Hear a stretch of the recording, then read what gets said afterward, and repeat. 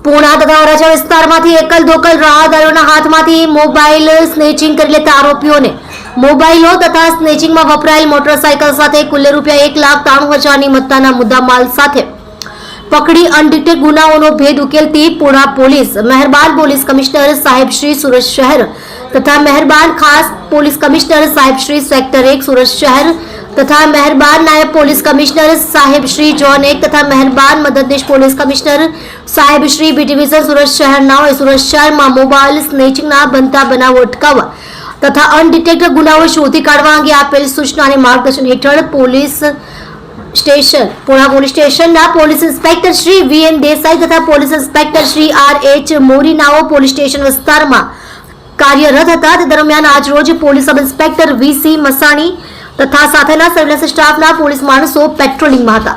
તે દરમિયાન સાથેના પોલીસ કોન્સ્ટેબલ નરેશ છનાભાઈ તથા પોલીસ કોન્સ્ટેબલ પરેશ ભોપાભાઈ નાઓને બાતમી હકીકતના આધારે કુલ 4 આરોપી નાઓને પકડી તેઓની પાસેથી અલગ અલગ કંપનીના કુલ 17 મોબાઈલો તથા સ્નેચિંગમાં વાપરેલ હીરો કંપનીની ગ્લેન્ડર પ્લસ મોટરસાયકલ BNSS 2023ની કલમ 106 મુજબ કબજે કરી સદ્ધર આરોપીઓ પાસેથી કુલ મોબાઈલો નંગ 17 કિંમત ₹1,58,800 તથા ગ્લેન્ડર પ્લસ મોટરસાયકલ જેનો રજિસ્ટર્ડ નંબર GJ32R2698 કિંમત ₹35,000 મળી કુલ્લે કિંમત ₹1,93,000ની મત્તાનો મુદ્દામાલ કબજે કરી મોબાઈલ સ્નેચિંગના અનડિટેક્ટ ગુનાઓનો ભેદ ઉકેલવામાં સફળતા મળી છે.